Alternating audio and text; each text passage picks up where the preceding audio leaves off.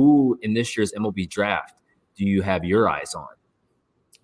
I got my eye on a nice lefty. Uh-oh. Nice lefty starter. You know where I'm going. I'm going with Hagen Smith, man. Hagen Smith out of Arkansas. That kid can absolutely shove. He's a big lefty. And that's one thing that I realized. Let's dive into this for a second. You look at left-handed pitchers across baseball. They've really started to come back this year. But there was a small stretch. Once Bumgarner left, it's just the Kershaws, and then it's a question mark. But now you're seeing the other ones of the world. You're seeing Justin Steele. You're seeing Shota Imanaga. You're seeing Jordan Montgomery. I know he struggled. Blake Snell. Like, these guys are starting to shove, these lefties.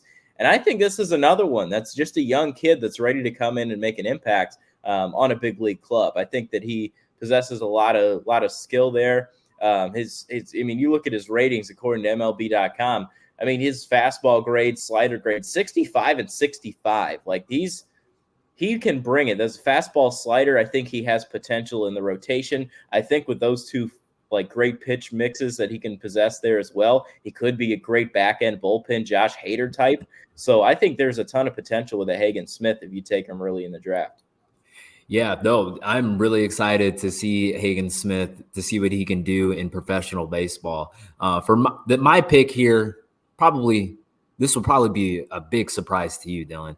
Jack Caglione, Florida Gator, probably the most intriguing player in this draft because of his two-way ability. He showed he can dominate on the mound, but I think, in my opinion, he is an extraordinary hitter at the plate. He doesn't just hit for light tower power that we've seen, but he's also a very good hitter all around. He batted .419 this past year and has gotten better every single year in college. I think his bat is more impactful for a major league club. He should have been in the running for the Golden Spikes Award by dominating in college baseball. 33 home runs, 90 RBIs, facing the best pitching in college baseball, being in the SEC. With his tool set, he should be the number one overall pick. I look at the Cincinnati Reds with the number 2 pick here. You want a lefty bat that can take advantage of that hitter's ballpark? You want to stop dreaming about Joey Votto playing first base there? Jack Caglione might be there at 2 for you. And do not miss on that if you're the Cincinnati Reds. You going to be scared about Florida in the first round again? Too soon, Jonathan India? Ooh. No, because Caglione is, in my opinion, a way better prospect than Jonathan India. Jonathan India didn't show this type of power. That Caglione was way more versatile, way better hitter all around than what India was.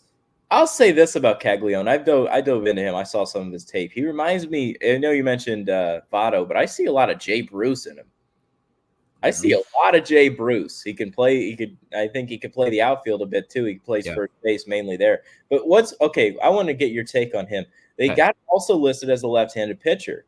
That's what I'm saying. Do you see him as a pitcher potentially, or do you think that they will just buy in on the hitting? Because they didn't let Hunter Green do both. Yeah, I think his tool set all around is better as a hitter. I really think it is. I mean, he can get up to he can get up to high 90s, but control could be an issue for him. I saw him quite a bit at Florida.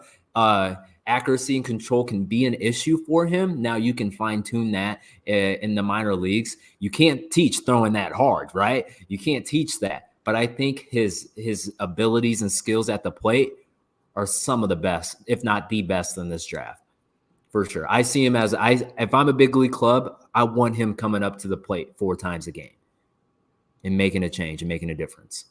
So I like that. I like Cags. I love Cags. Saw him play a lot.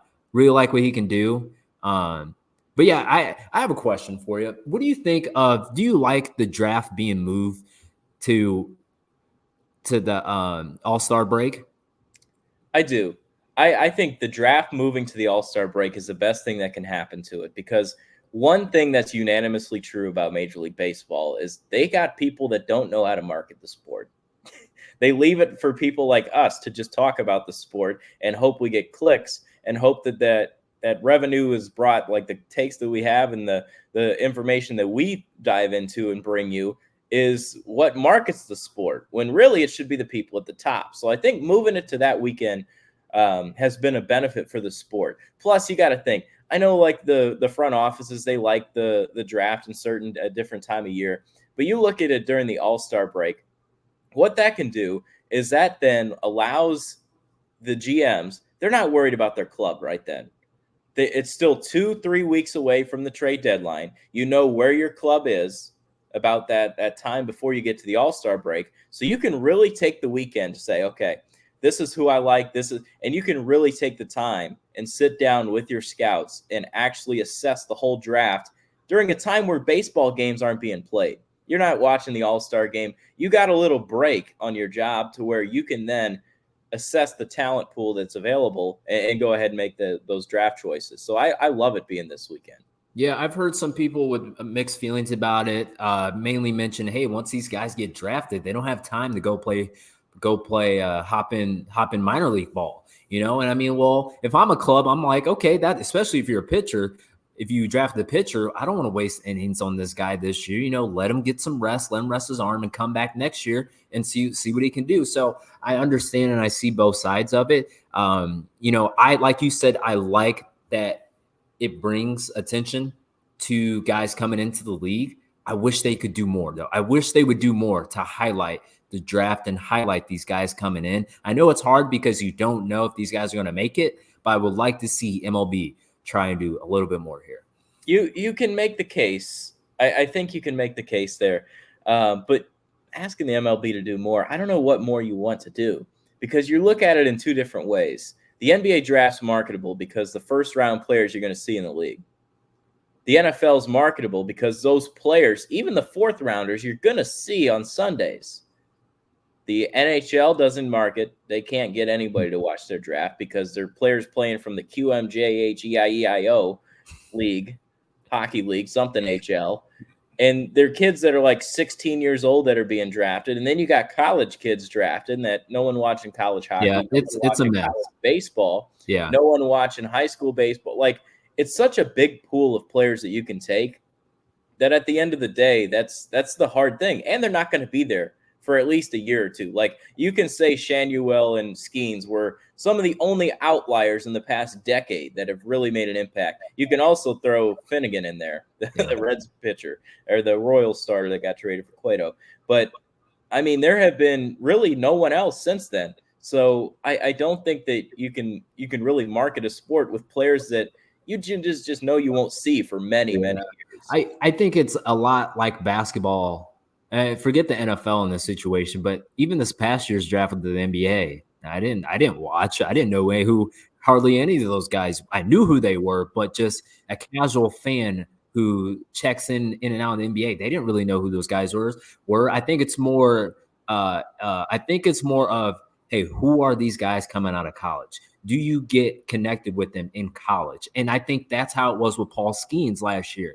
It was such a big deal because he's Paul Skeens. He's dating a superstar. He's pitching like a superstar, and all accumulated at once. And now he's the number one pick. Boom! Now look at him. He's riding that wave. He's been one of the best rookies so far this year. So I think it all depends on the name that's coming out.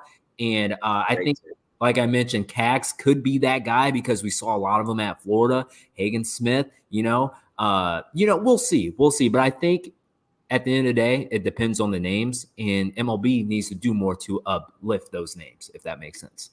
I want to do one more take here to your point about if organizations have drafting at this time of year and how it affects player development. I think when you look at it as a whole, it's still your choice. If you want to shut that pitcher down, you can shut him down. Yeah. Like, you don't have to pitch him the rest of the year. That's fine. But what I'm saying is, I saw a kid, so I covered his draft party last year, Cole Emerson, first round of the Mariners.